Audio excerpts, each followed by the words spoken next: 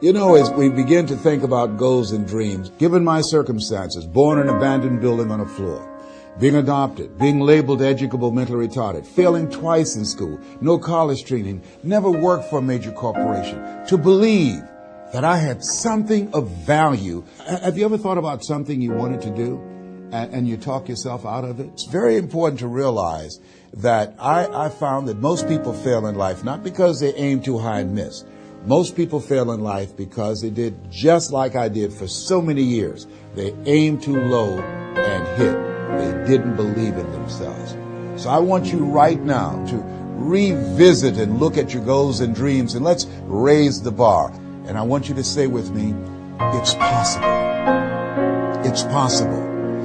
It's possible. I can do this. I can make this happen. No matter how bad it is or how bad it gets, I'm going to make it. It's possible. Yes, your dream is possible. Say that to yourself every day. Feed your mind with words that you write and words that you hear and words that you speak to yourself.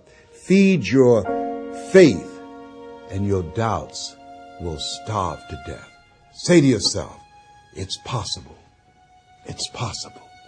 It's possible. Even when you have no evidence to point to, say to yourself, it's possible. There's nothing as powerful as a made-up mind. It's a struggle sometimes to do that, especially when you have people around you telling you that it's not possible, that you can't do it.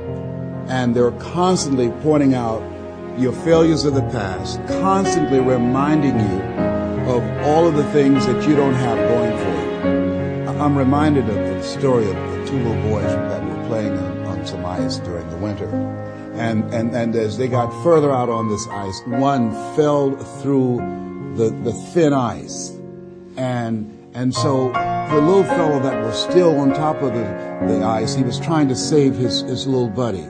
And he couldn't reach him. He was trying to pull him. He could see him through the thin ice as he got further away from him, struggling. And he couldn't reach him, and he was trying to break the ice, and he couldn't do it. And he looked around, and he saw a tree in the distance, and he ran, and then he got up on the tree, and he pulled and broke down an enormous-sized branch, and came back and savagely began to beat that ice, and broke it, and miraculously, he saved his friend.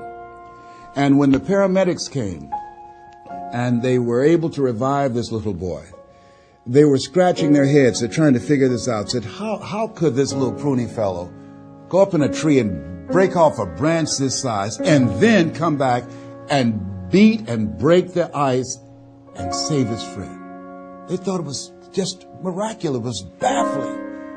And an old guy who was there said, I can tell you how he did it. And they said, how? How did he do it?